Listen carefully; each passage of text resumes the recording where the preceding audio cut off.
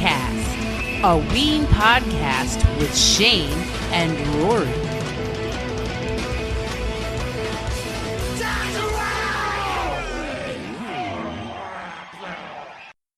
Hey, what's up? This is Shane. And this is Rory. And this is Weencast. And we welcome you to a new episode.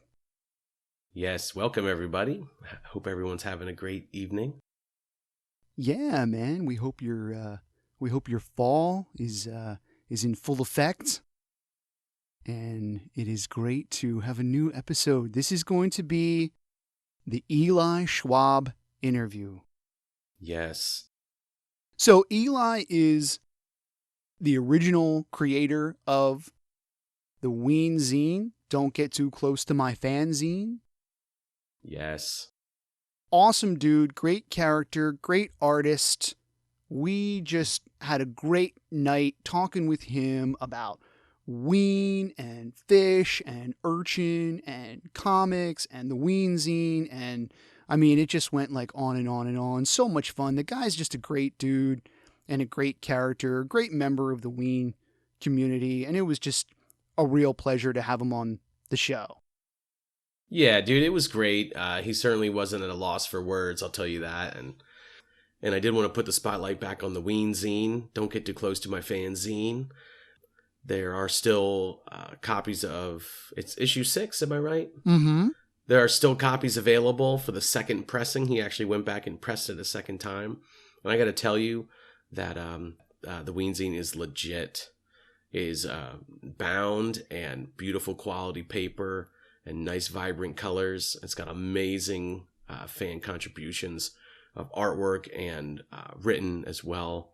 So it's just brilliant. And so there's still some copies out there.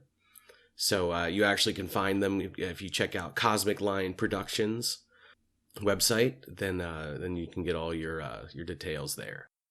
Yeah, man. I mean, he also does a ton of great comic book stuff, comic book podcasts, and just a great character, great dude. Since he's an Urchin fan, I actually had a little bit of a surprise for this episode because he brought up Urchin. Just so happens that I came across an extra copy of the Sound of Urchin Orange EP, the one that was produced by Dean Ween. Zoinks? Zoinks is right. So, as a little fun kind of bonus to this episode, I'm gonna do a passcode at the end of this episode. I'm gonna have a keyword, and the first person to email us at weencastpodcast@gmail.com will get the CD along with some cool Urchin swag and some podcast stickers. So the race is on. That's awesome, dude. You're such a trickster. Now people are gonna have to listen to the episode just to get the passcode. Yeah, I mean, I don't know who came up with that idea, but, you know. You're a sly dog, Shane. All right, so without further ado, should we go to the interview? Yeah, let's go to the Eli interview. Thanks again to Eli. Is your cutting board dried out, ugly, and lacking luster? Do your tables have too many water rings to count and need a fix? Are your kitchen utensils old and damaged? Maybe you just want to add a little bit of natural wood beauty to your home.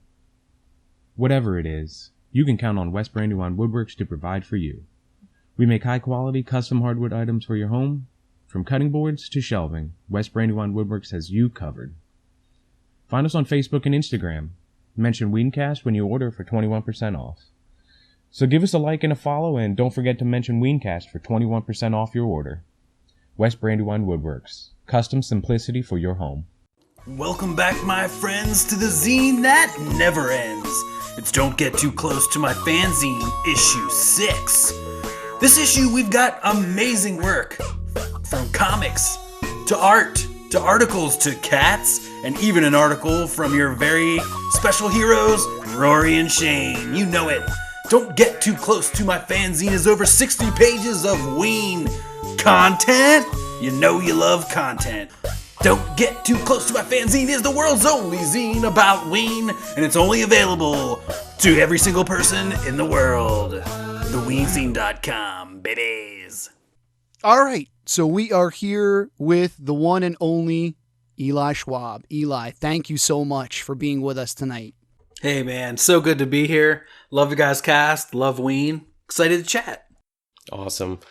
And I want to say thank you as well. I got to tell you that getting ready for this podcast and learning about you and watching, listening to your podcast and your interviews, I got mad props for all the work you're doing, man. So I just want to say thank you, not only for being on our show, but for doing everything you're doing. Hell yeah, man. I mean, it's what I love. It's what keeps me jazzed and occupied and challenges my creative mind. So I couldn't even, I can't even see a world of me not doing those things. So it's like, I just, I literally had meetings like all day for my new book, Wizard. I was like, I like have to meet with every creator because I want to get their like bio page, like jacked up. So it was a pretty fun day because I just got to talk to all these people all over the world, like who like sent their art to this book. And yeah, man, that's awesome. I always say this quote. It's actually the movie, the Lonely Island movie, Never Stop, Never Stopping. That's what I do. Wow, dude. I mean, it's very true. Like, we've been kind of going back and forth, getting ready to do this and chatting it up with Eli. And, I was talking to Rory and I'm like, okay, I want to make sure I mention this and then this and then this and then this. And I think at one point I even said to you, Eli, in our chats back and forth, man, you're so prolific. Thanks, dude. I try. Like, I've always wanted to just make comics. Like, as soon as I learned it was a thing, I think third grade, I made my first comic. It was a Star Trek comic, of course. Freaking love Star Trek, dude. But, it always seemed to be an interactive thing where I get my thoughts and my life out on the page. And then podcast just came. I actually celebrated 10 years since my first podcast episode this year. I saw that. Yeah, man. Congrats, dude. Congrats on the longevity. Hell yeah, dude. It was just, getting to hear about something early, I got to send shout out to this comic book artist and Weenzine, the Weenzine issue 4 cover artist, Jim Mahfood, who at the time was like getting big with the Clerks comic books, Kevin Smith's Clerks comic books. But he started like a mixtape podcast and I was like, I freaking love that, dude. And I was living in Burlington, Vermont, which I'm sure we'll get to later. But, I always wanted to be on the Burlington WRUV FM 90.1, The Breeze. You're here with Eli Schwab on Vermont Public Access. I always freaking wanted to do that. Like, and I never got to the class. And so I wanted to mix in like 90.1 WRUV Burlington with like this mixtape, podcast idea. That's cool, man. Yeah. Well, since you mentioned, from you starting comic books when you were like a kid. So can you tell us a little bit about how, where you grew up and how you got from, from there to Burlington to now you live out on the West Coast, right? Yeah, man. Well, for all you big Ween fans who love a good internet beef, don't at me because I moved to Burlington because of Fish. I love Fish and I'll unabashedly say it. Here we go. They're just an amazing band. I loved them. And like for me growing up, being like a Zeppelin fan and a Doors fan and a Beatles fan and all these bands I fucking love, but I can never see them live. Mm-hmm. I could see Ray, but I can't see like Jim, John, Robbie, and Ray, And so like the first band that became that for me, other than like Smashing Pumpkins or something like that, but the first band that really like did it all was Fish, man. And so that became a huge thing, and like tape trading, Fish Hook. I was born in Cumberland, Maryland. Okay. I was East Coast, like Ween and stuff and all that. I had heard of Ween probably before Fish. I don't know why I said that. That's probably not true. I don't know. You know what? I learned of Ween through, shout out Steve Barnett, who gave me just a CD. All it said was Evil. It didn't say Ween. I didn't know what it was. He gave it to me on, one of those nights you have. And I was just like, didn't know what it was for a while, sat in my stacks, and then I just threw it in. Yeah, and I know you said that you had like an epiphany with Buckingham Green up on Whiskey Resort up in Deep Creek. Is that right? Yeah. Have you been to Wisp? Have you been to Wisp? Oh, well, I haven't been to Wisp, but I've been up to Deep Creek probably a dozen times. My family goes up there for vacations and whatnot. Yeah, dude. Like, yeah, I'm from that area, and we always love skiing, and I'm trying to think. It must have been one of those old school iPods, because I mean, you could probably bring a tape deck up on the ski slopes and jam out, but I never really did that. But like, you know, CD, you're not going to carry your CD player when you're growing up. No. I probably tried. You know? That never worked. That was just all, I mean, that product just never worked. The CD Walkman. No, a CD player was too, yeah. You remember being on the bus in like, you know, elementary school, and you'd have to like hold it and there'd be the bumps and you'd be like moving your body so that your Silverchair frog stomp doesn't bounce. Well, you had to buy the ones that had they had a buffer, you know, there was the better ones that DDR that had a couple second buffer, and that could save you. after a little while. Or like if you're in the car, you just put it on like a t-shirt or something so that it's, you know, absorbs the, you know, the bouncing. Yeah. Through the tape adapter. Yeah. Yeah. I loved those tape adapters, man. I always had like 5 on hand. I'm like, I can't be without my fish. Well, I think I know I've mentioned this a few times, but I actually still have one of those dial iPods that I use. Dude, I use it every day. Wow. Hell yeah, dude. It was the last version of the iPod Classic that they made. It has like 130 gigabytes on it or something. I can't remember, but it's totally fucking full of all kinds of shit.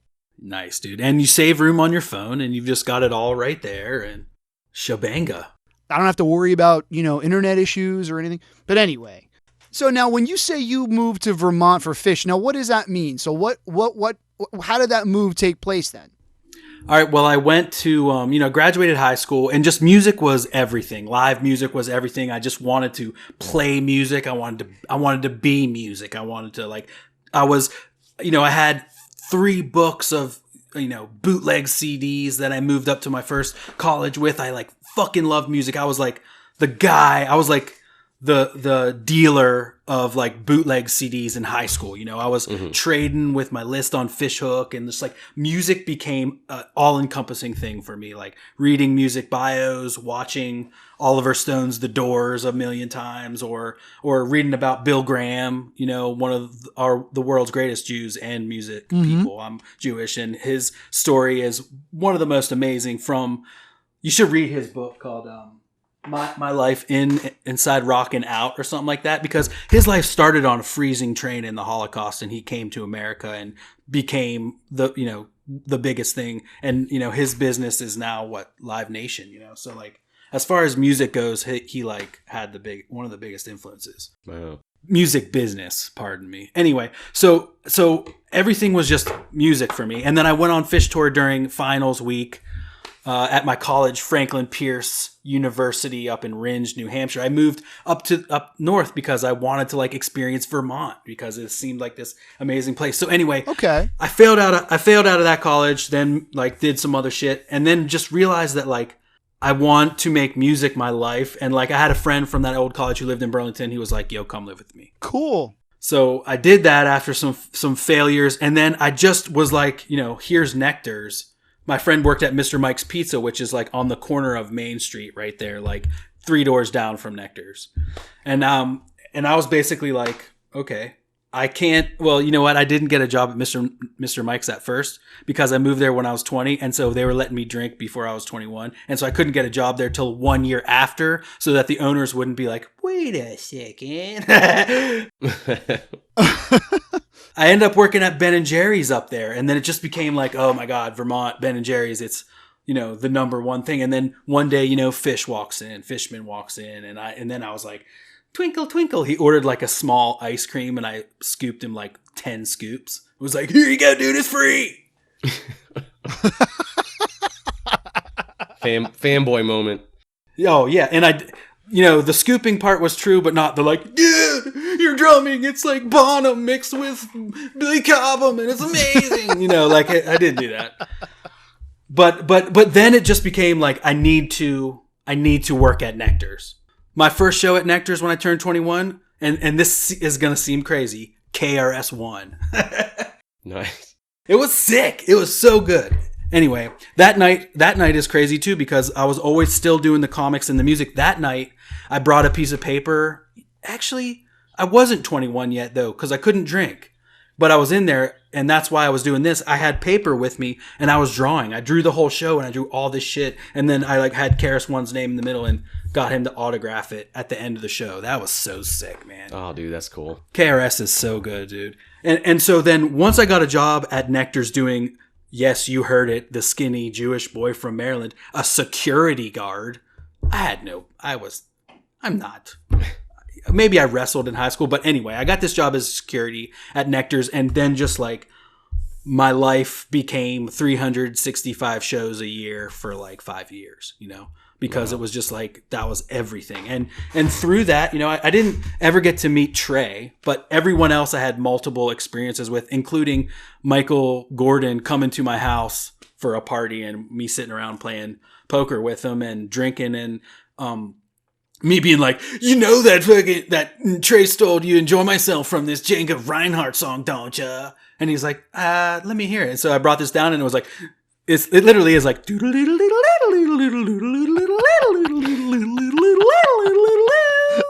and Mike was like, okay, I thought you were crazy, but it is that. I was like, okay, there you go. So I thought that was awesome, but that's hilarious, dude. Well, I've never been to Nectar's, but I guess my main question would be like, if you're there and you're working there, or you're one of like the locals who's there like every night or whatever, is there people that come in like every night who are just like, will the band be here tonight? With just no idea that like, no, they're not there. Oh, like, will Fish be there tonight? Yeah, right. Oh yeah, you know what? I loved working the like daytime shift, the happy hour shift, which was like 5 to 9. I loved doing that because that's when you would get the like people coming in all wide eyed and yeah. There's a whole thing. There was a whole thing there too, kind of where it's like cooler to not like Fish, right? Or right. It's like one of those things like, I saw Fish at Nectar's in the 80s. Okay. So obviously, and I'm like, that's So there's a lot of that, right? But they, people love the Fish there, and I'm sure it's like that in New Hope with Ween or anywhere. Yeah, it's like you just don't bring it up. Kind of be cool about it. Be cool. Just play it cool. Exactly. Just be cool. Those happy hour shifts are when like the people who were like touring the college, right? Yeah, right. totally. Stopped off on the way to the ski resort to like see Nectar's, and I loved that because you can always see it in their face, and I'd be like, yep, it was right there. Now the stage used to be on the side, and now it's in the front, but it was on the side right here. And that original show, 12/1/84, was upstairs with Skippy the Wonder Mouse, and all the facts and shit. I had to, yeah, dude. Yeah, I told you I want to start that Fish in the 80s podcast where we just go through every 80s show. I'd love to help out with that. All right, deal. You're on. Well, I mean, we won't hit you up with too much Fish stuff, but like, was there some like milestone shows that you were at? Oh, yeah, I think one of the big ones is that Live in Brooklyn DVD. I mean, that's a good show. Okay. Yeah, a song I heard the Ocean sing on that shit is insane. Mm-hmm. I saw Jay-Z with Fish and BB King, which I thought was two just like amazing things to see. Oh, nice BB King, dude. That's cool. That's cool, man. It was insane. So many people were pissed, but if you're a fan, you got to look in Trey's eyes and see he doesn't care. He's in heaven. Trey fell to his knees like in front of BB King, and like, oh my God, it was awesome. I actually kind of think that they tuned like BB up. I don't know. He sounded like he had that Trey like. Wah! It was fucking insane, man. Did they mostly play like BB King tunes together, or did BB King also jam on the Fish songs? Nah, they did 3 BB King tunes, but they were all like 20 minutes long. Yeah, of course. That's awesome. Yeah, it was like a huge part of the second set, and people were like, I came to see Fish, not BB King. And I was like, shut up, you idiot. Dude, you're listening to a living legend, Yeah. Who at this point is no longer with us, Cray. Well, dude, that's great. I mean, that's one of my regrets is I never saw BB King live, so you got me beat. Yeah, totally, man. But yeah, they're just a great band, and I know we share the love for them, and I don't understand the animosity. Well, you know what? I do understand it, and I think it's from Roses Are Free. It's from the Roses Are Free. Yeah. In exchange, and like the hippies that came back after Roses Are Free, and And, you know, that whole thing, I think, is where it stems from, which is fine. I was just thinking to say, I think it's the fans, not the bands. Oh, yeah. I mean, you saw that picture of Diener playing one of those Languedocs from some festival a few years ago. Mm-hmm. Yeah, right. They're obviously, cool with each other, off stage. Oh, have you heard that Fish played the Stallion at one of the sound checks? They just did like a little thing, like just bing bing go go go, and Fishman was like kind of singing the Stallion. It's weak, but it's just cool to hear. Yeah. Yeah, right. They're just having fun. Yeah. I always thought it would be funny if like Ween like destroyed a Fish song, like played like, Big Back Furry Creature from Mars or something like that, because That'd be fucking awesome. Well, so then were you there in Vermont when the Higher Ground thing like started? Because I remember the time, and I remember it being like, oh, Ween Higher Ground, and like, when that sort of like started like taking off, and that being like the new like, hip place, and just hearing about it like all the time.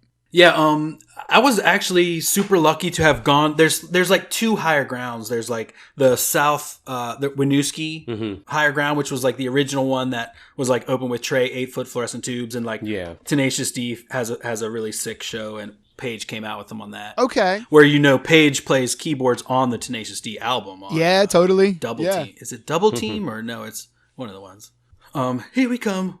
Lay a paw on roundish bed. And then you feel a tickling on your head. It's KG with the feather and the French tickler. Look out, baby, he got the tools. That's Paige right there. Yeah.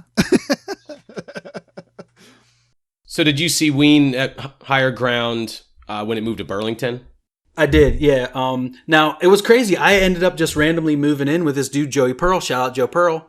And his dad and Kevin Staitzer grew up together, went to college together. So from the day I moved to Burlington, I was on tour with Sound Tribe Sector 9. I saw 5 Sector 9 shows from Baltimore to Burlington, and became known as the Zach Rules guy, because I am a drummer and I love the drummers. So I'd be like, Zach Rules, because STS9's drummer is very, very good. Okay, so then, I met Joey Pearl immediately, and he was like, I got you tickets for the show. I got you free drinks for the show. We like went in, we like walked right in, and it was like this amazing welcome to Burlington at Higher Ground. So, and I was immediately in because of Joey Pearl. And I got to meet Kevin a bunch of times, and like Kevin's helped me out in life many times as like someone I look up to, and like Kevin is a great, great guy.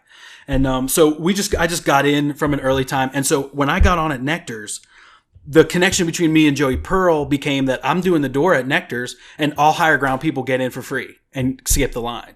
And so anytime any Higher Ground person saw me, I just let them right in. So then I could go see every single show at Higher Ground for free. Wow. Dude, that's cool. I would just like tip, and like if I would go to Joe as the bartender, he would pour me like a full pint glass of rum with like a splash of Coke, And so like it was this amazing, and like, Joey would drive my car home and give a bunch of people a ride home into town. So they didn't like mind me, like just shooting in, and Joey would just like slide me a drink, And so it became a really cool thing. So then my first show of Ween ever was 10/2/2005 at Higher Ground, October 2nd, 2005. Yeah. So I didn't get to see him really early, like I feel dumb now for not seeing him like 930 Club in like 2000, or like really getting into him, when I was younger. But yeah. There are some really nice 930 Club shows. Yeah, man. You guys are from that area, right? Yeah, we'll be discussing some 930 Club shows at some point. We just have to get to it. Yeah, man. Nice. This show is insane, and like I didn't even know Ween that well, and my boss and other bartenders from Nectar's all got brought. It was a Sunday, so it wasn't like we weren't working, and so it was just a huge Nectar's Higher Ground, Wild Fest. Our girl Monique, who bless up, just passed away. She was a bartender at Higher Ground, one of the most amazing people ever. And she like loved Ween and Urchin. Like it was huge in that crowd. And so we were all there, and it was just one of the best, show experiences of my life, and it changed everything. Like, and I got my Buckingham Green the first show. I got albino sunburn girl. I didn't even know what it was. Poop ship. I'm looking at the set list, man. Yeah, dude. It's insane. Higher Ground kind of like was huge in this like a poster, a show thing. You know, it was like they had these amazing posters that they just printed up and gave away at the end of every show. Snag that. So like I have a whole stack of them. They actually put a book out. Yeah, they put like a little book out with all of them, and you know, we got to see Sonic Youth there because it was just like when there's a great show like that, I just went in, you know, and so like I got into Sonic Youth and they did posters for that one, and a photo of me made it into that book with Monique, which was awesome. Well, I'm looking here at the set list. It says this is the first time Leave Diener Alone was ever played. Really? If you really gotta know what the fuck I think, well, I think that you suck. Now let me finish my drink. Well, I listened to your demo, I read through your kit, and I don't mind telling you sound like shit. Now, leave Diener alone. Diener, leave Diener alone. Diener, I'm gonna go home. Leave Diener alone. That's fucking cool. No way. And then also it said the first time Did You See Me was ever played.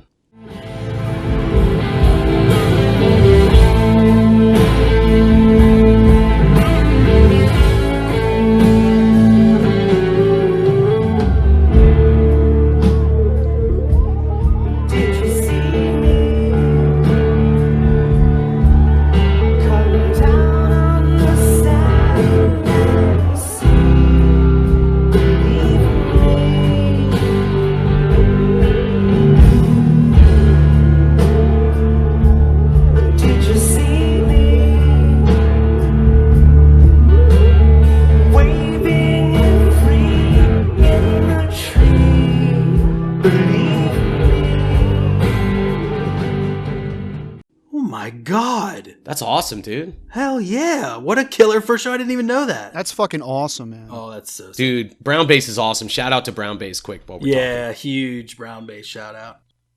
Well, and also, you know, I'm just looking at the whole year there. So did they play 2 nights in a row then? October 2nd and 3rd? Yeah, I don't know why I didn't go the second night. I can't remember. What? Yeah, I can't remember. But I didn't go the second night. Like I said, I got taken. I don't know.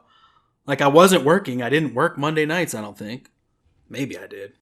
Well, you know, the first show is always the better one. Not always, but... Yeah. Trying to make you feel better, sort of. Never miss a Sunday show. Yeah. I don't know why I didn't go. I have no excuse. It was dumb. We all have those regrets. Yeah, I know. And I think the next time that I saw Ween wasn't till 2006 at Lollapalooza in Grant Park. And that was amazing. That's fucking cool too, man. Although I don't know when the McCarran Pool show was. I think that was later.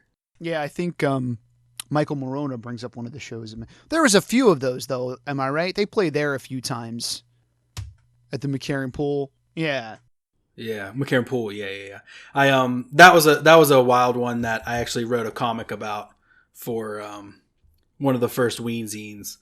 Because that was a wild show. There was a crazy drive, and we got arrested, and there was this there was the Sound of Urchin after show, which was like absolutely amazing. And yes, God, I love Sound of Urchin, man. Yeah, dude, they just played 2 nights ago or whatever. I wish I could be there, but last night, 2 nights. Oh yeah, darn. Yeah. They just played with just the 2 of them. The Urchin duo. Yeah, the Urchin duo, and it's crazy because I didn't even realize this until this morning when I saw Fred's, recap. Tomato played guitar, so both of them just played guitar, and I was like, "Wait a minute, no drums?" Yeah. And Fred was like, "Yeah, it's just like backing track drums." Like, what? Dude, it's a new approach. Yeah, I think I have this acoustic duo tape from Fred from 2016, I guess. Tomato and BL acoustic duo. That sounds cool. I'll have to check that one out sometime. Can you hear this? Probably not. Oh, nice. I can hear it. Pink Floyd rocking the world. sukiyaki, soup, chicken, vegetables, and noodles. You know, tofu, it's the truth. It looks like cheese, but it's good for you. Sorry, go ahead. So, and so you just got into them from them coming up to Vermont as well? Because I know they played Nectars a bunch of times, right? Dude, coming up, I think you mean burning Nectars to the ground. Well, obviously, that's a given. Oh my God, dude. The first night they played, it was Halloween. That was the big thing. Like, when I got trained at Nectars by Lucci, she was like, Halloweens are wild around here. The Sound of Urchin, you ever heard of them? I was like, who are they? And she's like, ho, ho, ho, it's gonna be crazy. Come on, Nectars! Come on, Burlington! Happy fucking Halloween! Let's get fucked up!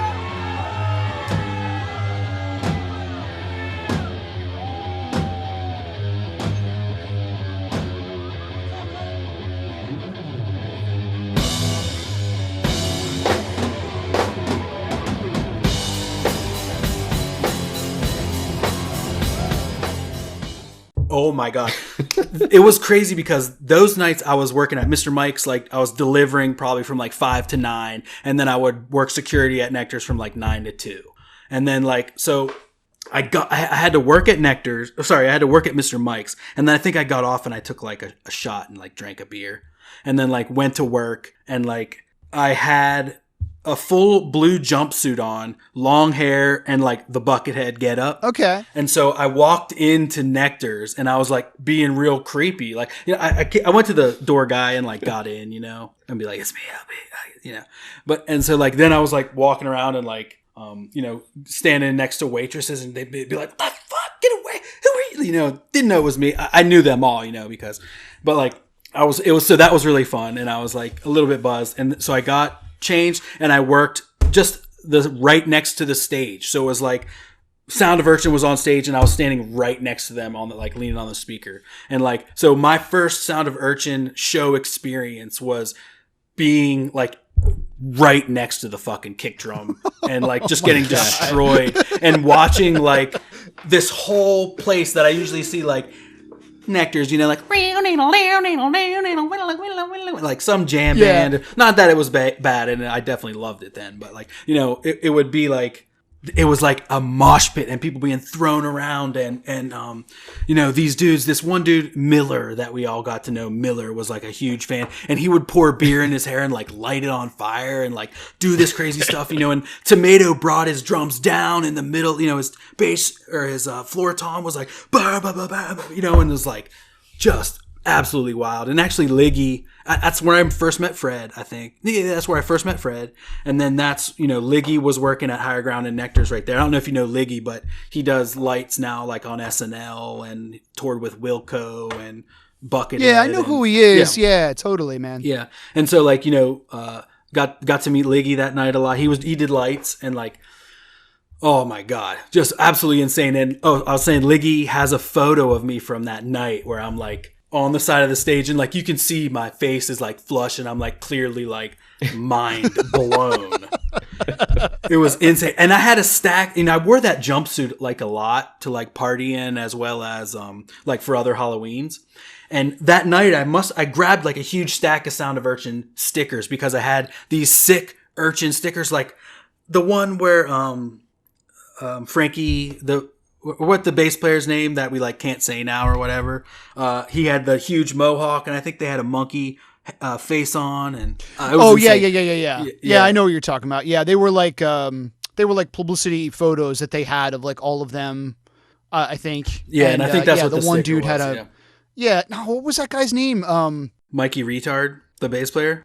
Well, there was that was one of the, I think that might have been one of the guys that came later, but it was the dude before that. Was it Doo-Doo Brown? Oh, Doo-Doo Brown. I'm an idiot. It was Doo-Doo Brown. Yes. I'm an idiot. And it was Robbie Seahag and, and BL and Tomato. I would like to see, I mean, it's cool that they're doing that they just did the duo thing, but I would like to see them like get back together with a whole band because it's pretty true. Like they were a fucking force, man.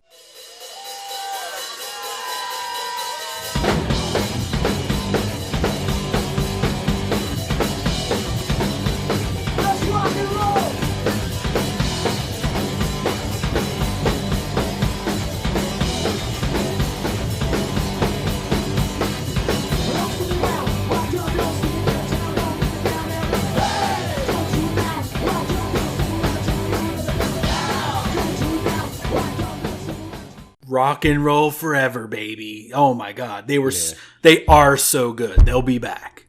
Yeah, totally. Dude, I did that subscription thing with them too, where you paid like $50 and they put out something new every month. Did you remember they did that? Yeah, man, that shit was fucking sick, dude. Yeah, it was Yeah, awesome. dude. It was I was great. at they put out a Nectar's New Year's show and I was at that show. It was insane. I would think I would listen to that one. Yeah, that's the fucking shit. I downloaded everything. Hell yeah. I downloaded everything that came. I'm like, sweet. Yeah, dude. It was so great.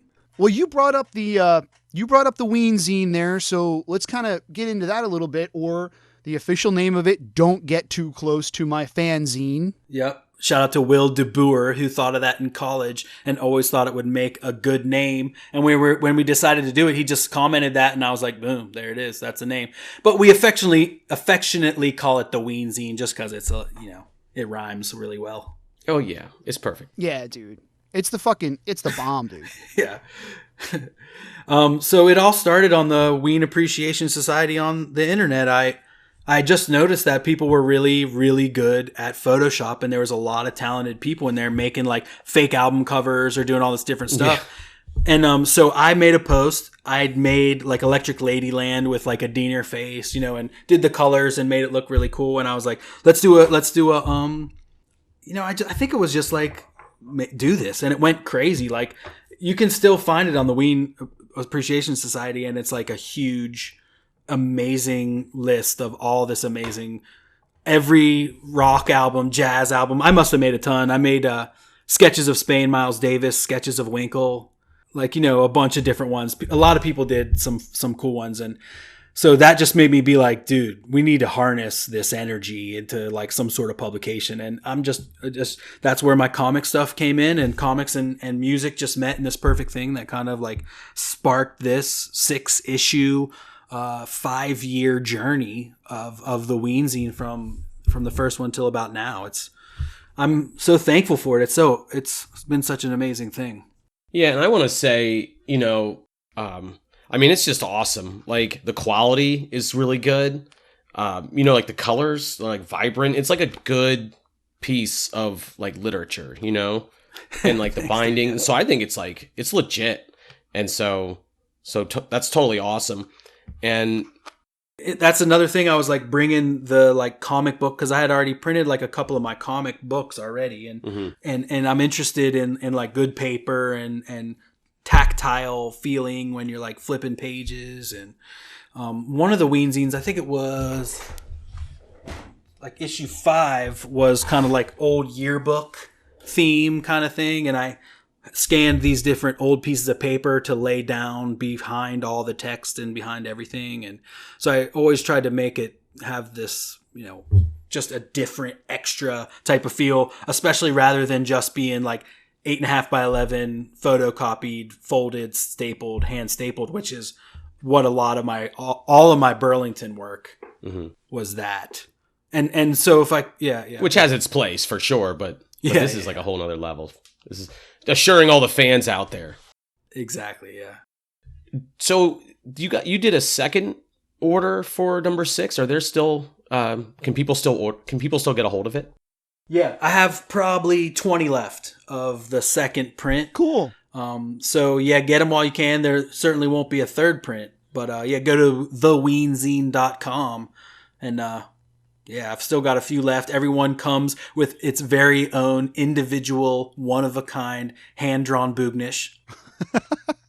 And I had a lot of fun. I had a lot of fun doing that, like, because I've been watching all these Instagram lives and these different things, and so I just decided to one night get on and stream, and I had to draw like 80 or 100 Boognish. So I just drew for like, I think that stream on the Weenzine Instagram is like 2 hours or 3 hours of me just drawing Boogni nonstop.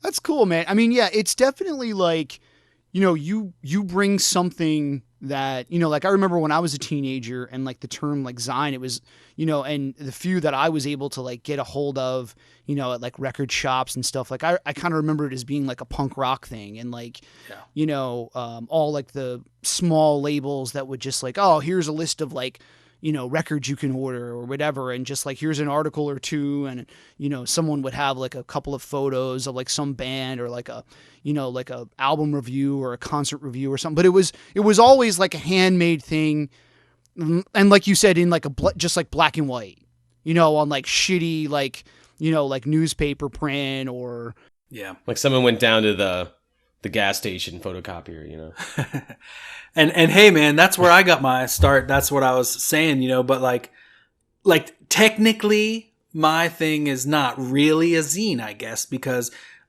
a zine by definition, I think is that. It is punk rock. It is DIY. It is photocopy and but it brings like a new like spin on it, and it kind of like brings it, to life. Like it is still DIY. You know what I mean? Like, It's just that I have InDesign now. It's just now like in color, and in beautiful like quality. So it's just like a blend of everything. Yeah. A band like Ween deserves a fanzine of this quality, Totally.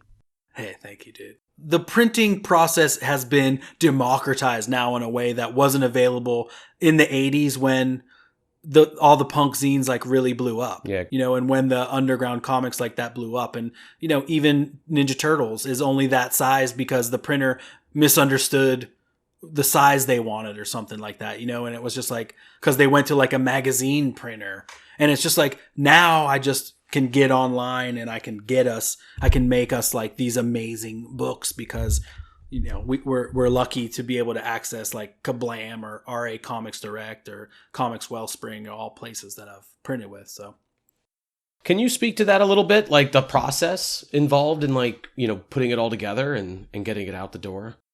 Yeah, totally, man. Now that I'm on issue 6, like the whole process is streamlined to a point where it's just kind of like rolling. People want to do it, and I kind of just like get stuff all the time. This issue, took a long time. I started it in 2019, and just because I was getting really busy and starting to do all these other publications and really like moving into other like Facebook groups, where honestly Facebook groups has really, really helped me do this whole thing. Like people hate Facebook. Facebook is very much evil in so many ways, but it's not evil in the way it's been able to connect people. I wouldn't be doing a lot of the stuff. I would be doing it maybe, but without the reach if it wasn't for like something like Facebook groups. Yeah, for sure. Which there has always been AOL groups anyway. But so I just kind of leave it open. I set up the Weenzine email, and people, I just kind of hit up the Insta, and so people send them to me, and then now I use InDesign, but I think previously I was just using Photoshop to like lay stuff out in the correct size, and then I would just make a PDF, and then all these printing websites too have gotten better and better and better to where now you go and say how many pages, and then it's like, what kind of paper do you want? 40-pound stock, 60-pound stock, 80, 100. Do you want uncoated, coated? Do you want dyed white, or do you want natural grain? Do you want like newsprint? Do you want, there's all this shit, and I loved like learning about it. I'm always trying to get those free paper samples so that I can like feel it. Yeah, man. I love paper samples. I have so many. But like, it's all about the paper. I know. And it's not, and it's what you said, dude. It's like, it feels good. It's like a what'd you say? It's like a book. It's like a publication, and that's due to like these paper choices and having the cover be like 100-pound and the inside be 80-pound so that it feels different. Like most comics you read are just, all the same weight, cover and everything, maybe a little glossier, but, and then you can feel that. And even all those old 80s comics are newsprint, and you can't even really print on that now because those are like these big printers, whatever, blah, blah, blah, blah. But, so it's just really cool as far as layout, order, and like where stuff goes. Like once I get it, I kind of like will open up a InDesign document and just put a bunch of pages in there. And then just like one night, just like throw everything in there. Just like put it all in, not see where it's going, do whatever. And then I start moving around, finding stuff that fits, similar colors, backgrounds, sometimes I'll make backgrounds or like run like, design elements through both pieces to kind of make it flow together. Or some of the times I try to think of like a design theme throughout, like I was saying, that one is kind of like a yearbook. Mm-hmm. And of course, you're also contributing too. You have an homage to Star Trek in the last one, as I recall. Oh my God, yes. As again, I'm a huge Star Trek fan. I read in one of those Diener tour diaries that they were on tour, and he bought a book, a Star Trek novel, The Rift, which I went and bought, by Peter David, who's a big comic book writer. Wrote, he was actually the very first comic book author I ever met when I was 13, which is just roundabout. But so I was like, this is the perfect thing to make. And oh man, that was just such a joy to make. I spent a lot of time doing it, and I was probably the last person done. Like, everybody's thing was in and everyone's shit was laid out, and I was still like, and I was like, now I'll start, I guess. But man, it was so fun. The USS New Hope and having Diener and Jeaner as the captain, it just worked perfect. Oh yeah, totally. The idea that like Diener's like smoking a cigarette on like this 1950s bridge, the 60s bridge, and God, I loved that idea. Yeah, the idea kind of just came, for that one. There's a rift out in space, and it overcomes the ensign and brings them up into space. Oh man, that was freaking fun. And something else that I really enjoy about the fanzine is how it's like cultivating a community. And, that's something that Shane and I are really kind of all about, is sort of contributing and participating in a community of fellow fans. And so we were happy to, and grateful that you allowed us, that we could have an essay in there.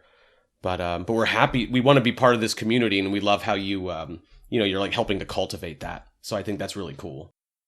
Definitely, man. And what's so cool about like, apart from like the Ween Appreciation Society, which like changed a lot since when I first joined it, and the other different parts of the Ween organization is like, or the Ween fan base. There's a bunch of artists that work on Weenzine too that I've like come across in other like circles and other like comic making groups, and like, so it's just been really cool to have people who, want to submit every single time. Joe Ski. Mm-hmm. There's a few other dudes. It's not coming to my head right now. Reese, Darwin, James the Stanton now has done a few ones. Mark Palm. Dude, yeah, those dudes work at Fantagraphics Comics. Shout out Fantagraphics Comics. Their warehouse is huge on Ween, and every time I order something from Fantagraphics, there's a big Boognish in my packaging. It's great. Nice. Well, if there's anybody who happens to be listening to this who's never like submitted anything before, I mean, I just have to say, like, hit Eli up with, whatever. I mean, I hope that's cool to say that, because, absolutely. I think a lot of us are sort of like hard on ourselves. I know I am, like, well, I'm not, an artist, but maybe like between, Rory and I, like we can write a little piece, or, like I found like some old photos, and yeah, you were just so easy to like, work with and stuff. And I was like, oh, can I still send you some photos? Like, I'm sorry to bug you, like I just found these, and, like it was really easy. So if there's anybody out there who, is maybe like a little unsure of themselves or whatever, it's like, just join in.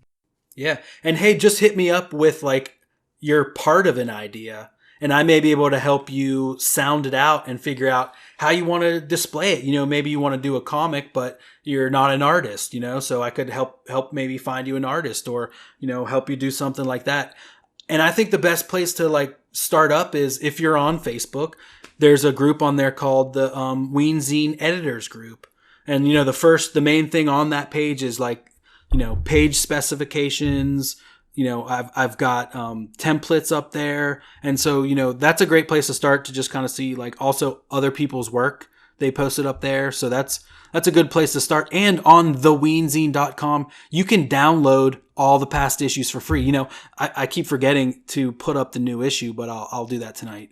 So Weenzine issue 6 is now going to be live for free as well. And that was one of the tenets that we thought of in that original post. Someone was like, it should be just online. And I was like, no, there's got to be a print element. But, once I sell out my print run, I'll put it up online for free. And a new wrinkle to that is I encourage you all to print it out yourself.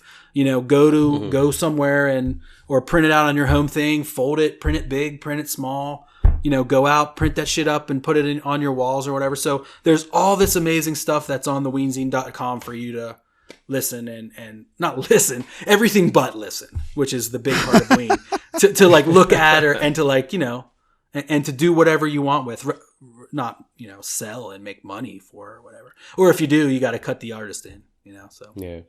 Well, as someone who does a podcast, and I can tell you that it's awesome to have something that I can hold in my hand and read as well.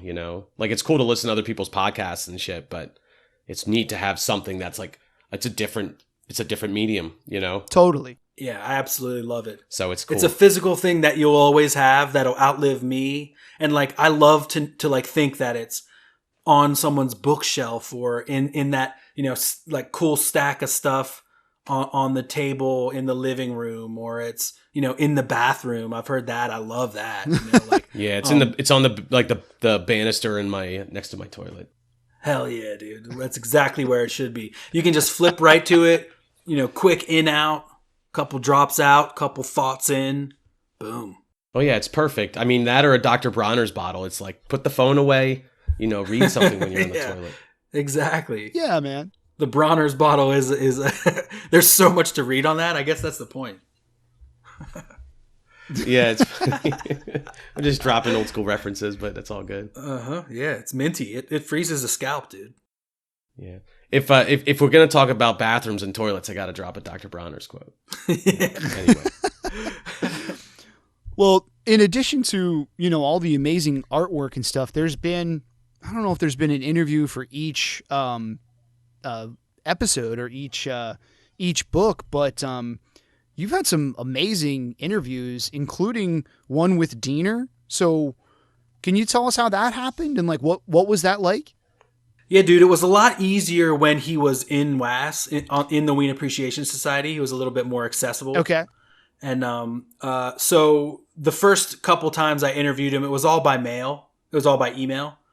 And, so I would just shoot questions over, and then I would kind of, change the questions a little bit to make it more conversational or whatever. Not to, change the context so you would say whatever. No, but like, and he sent me cool photos, and, that was really fun. Someone sent in an interview that they did with Claude Colvin Jr., so that was cool. I didn't do that one. And let's see.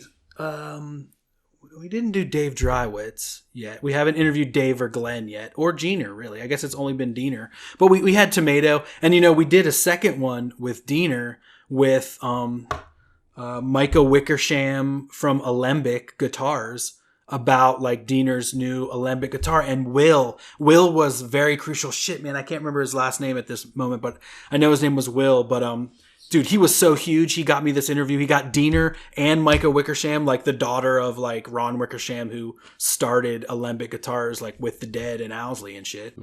Wow.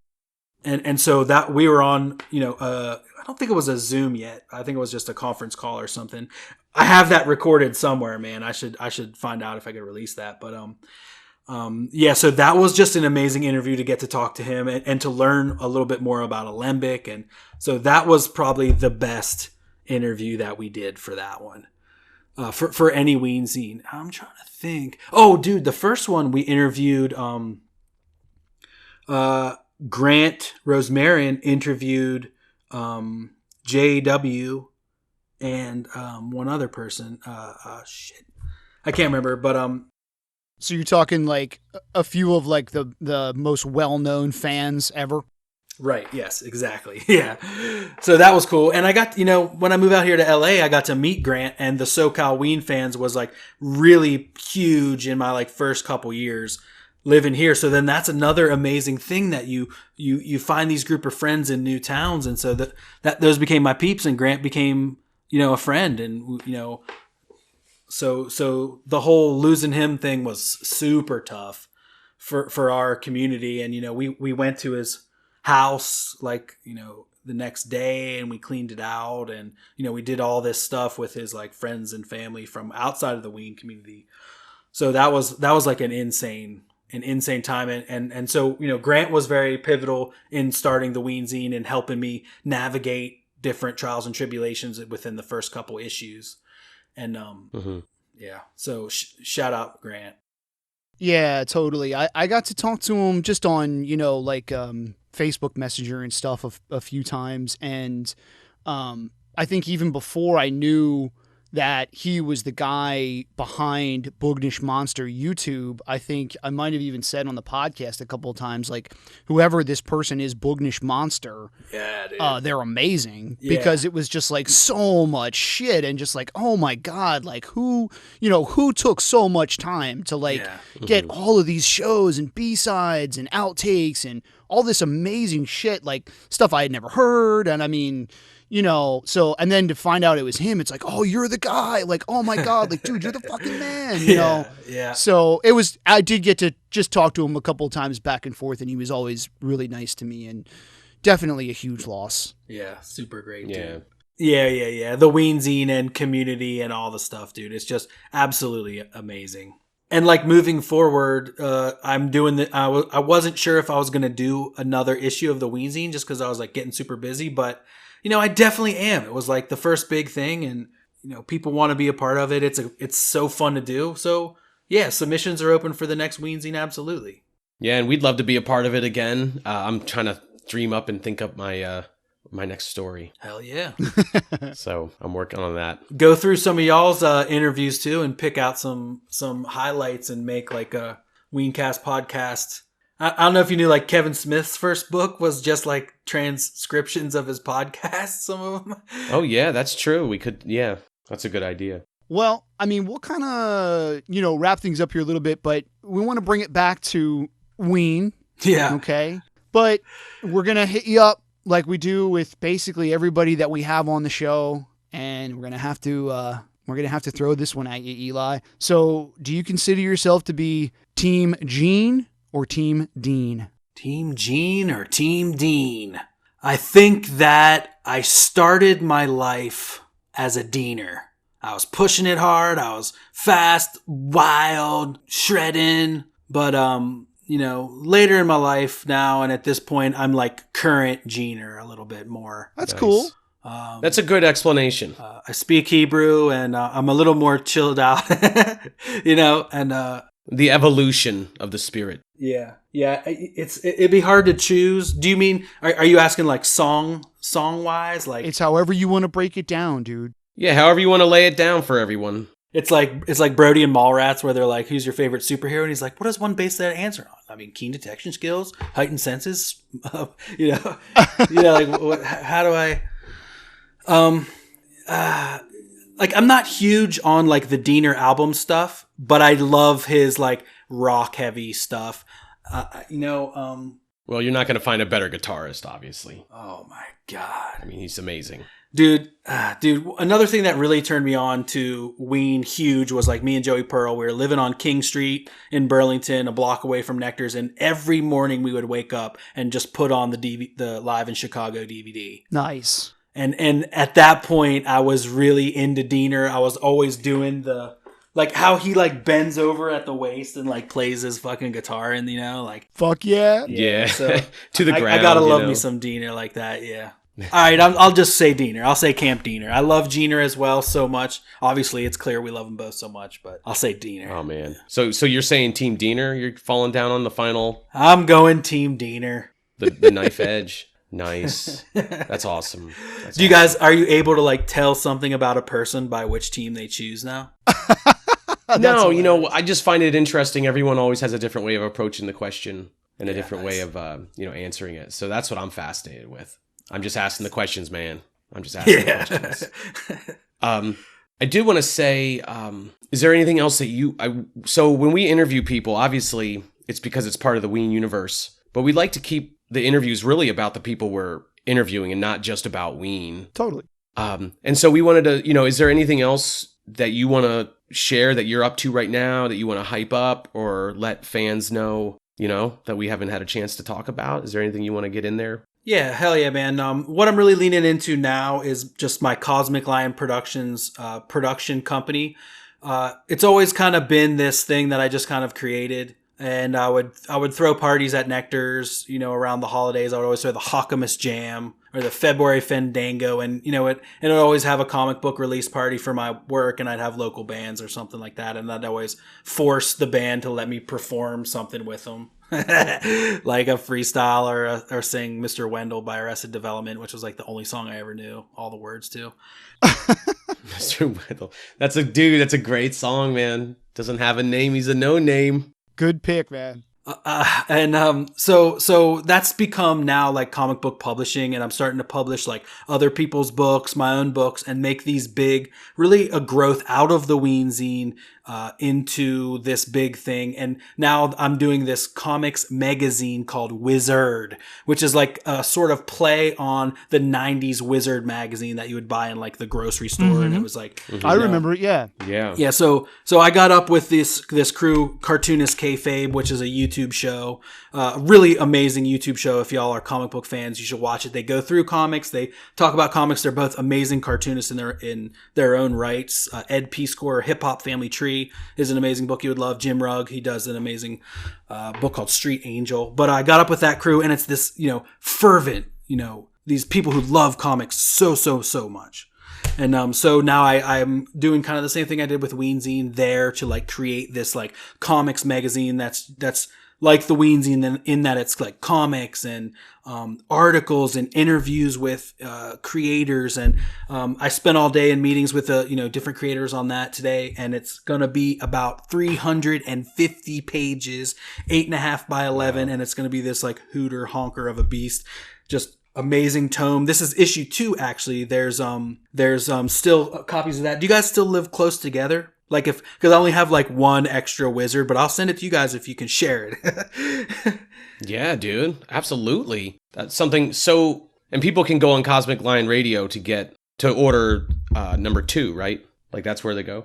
Yeah, all the stuff is cosmiclionproductions.com. And from there, you can link to everything. I have my comic book shop up there. You can buy my comics.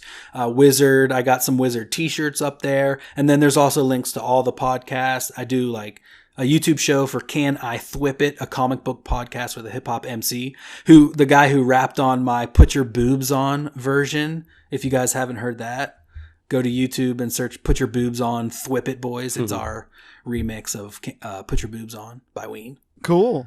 Yeah, dude. So, awesome. Yeah, everything's all there. CosmicLionProductions.com or Cosmic Lion on Instagram.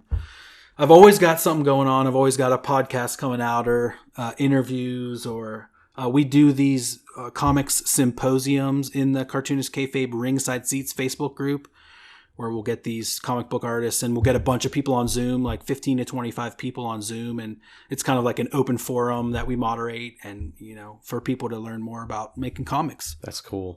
When's Wizards number 2 come out? Do you have like is there a date or a rough estimate at this point? Yeah, definitely. I'm trying to have it for like a Hawkamus time release. So hopefully getting out in mid-November area. Okay, gotcha. Cool. Yeah, I'm definitely going to check that out for sure. Look out for my email coming at you. Hell yeah. Well, dude, we don't want to take up any more of your time. We just appreciate you taking some time tonight because obviously you're a really busy guy. The more I'm listening to you, the more I'm like, oh my God, he's got so much stuff to do. I'm feeling guilty now. Nah, dude. I'm wasting the dude's time tonight. Like, oh man, we're creating together. It's no waste, man. We're doing the job right now. Yeah, dude. And I want to say, obviously thanks for your time and dude, I want to hit you up with ideas and, I look forward to trying to figure out ways that, we can sort of collaborate or do something, because it's one big awesome community and it's cool to be a part of it with you. Hell yeah, man. I'm excited. Definitely let's do another cast together. I'd love to come in like chat about one of these shows I was at or something like that too and do like a full Ween ep. Yeah, dude, we'll need to we could try to figure out if we've seen any of the same shows or get an idea of some of the ones you've been to and we could look ahead and make that happen for sure, dude. It'd be awesome to have you like guest host a show with us or something to cover one of your shows. That'd be fun, man. Yeah, that's just it was a lot of fun. Thank you so much for having me on the show. I love what you guys do.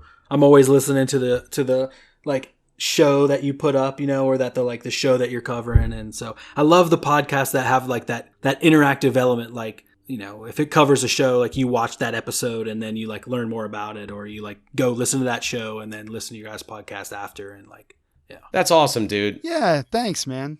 And that's totally like that's definitely like what we're trying to do. It's like if people listen to us and it gets them interested enough to check out the show, like we've done our job. Yeah. So absolutely. that's awesome. Because it's totally right on. It's like you get to learn more about it, and then you can listen to it and you like kind of have the context and you have like all that flavor that you don't necessarily get if you just listen to it. And you wouldn't even know to listen to it. Yeah, exactly. People get locked into their like favorite shows or just listen to that like Zurich show all the time. That's what I do. Yeah. Or like, Yes. So when you find those other shows and you're like, oh man, here's the like fast version of Pandy Fackler, or here's extra, LA Woman's in this show or something, it's always great to. Absolutely. Yeah. Hell yeah, man. So we'll come back around for that. Don't you worry. All right. It's coming back around again. So anyway, dude, it's just been a real pleasure. And, thank you again for spending so much time with us tonight. We got to hit you up again. And we're definitely Weenzine for life. Contributors for life, man. Every time you're doing one, we're doing something for sure. All right, man. It's a deal. Thanks for having me on, guys. Yeah, man. And, thanks again, dude. And hope you have you're 3 hours behind us. So you still have a whole evening ahead of you. So I hope you have a beautiful evening. Thank you, sir. I will. Stay brown. Stay brown. All right, man. All right, brother. Peace. All right. And so that was our phone call with Eli. That was so great. Again, the guy... It was awesome. Thank you so much to Eli. He's one of those guys who we just kind of, knew it would be fun to just kind of throw out a topic to him and just listen to him go, and he did not disappoint. So he's just a really fun guy to talk to. No, and we look forward to having a future phone call, future interviews with Eli, because it feels like we were just scratching the surface on so many things. Totally, man. He'll definitely be back on the show in the future. Yeah, dude, for sure. Well, do you have your passcode? Okay. So as I had promised, the first person to email us at weencastpodcast@gmail.com and tell me the phrase Black Castle will get a free Sound of Urchin Orange EP CD along with some cool Urchin swag and some podcast stickers. So let's hear it. Let's see it. Nice. That ain't no hassle. No. To say Black Castle. Maybe they can just say that. Say that. It ain't no hassle to say Black Castle. That would be awesome. Yeah. All right, everybody. So, again, right. Thank you so much to Eli. And please hit us up on Facebook, on Twitter. Subscribe to the show. All the social webs. Hit us up on all the socials, and we love you. Yeah, thanks a lot for tuning in. And Eli, thanks again. And another time, brother. Thanks, everybody. Peace.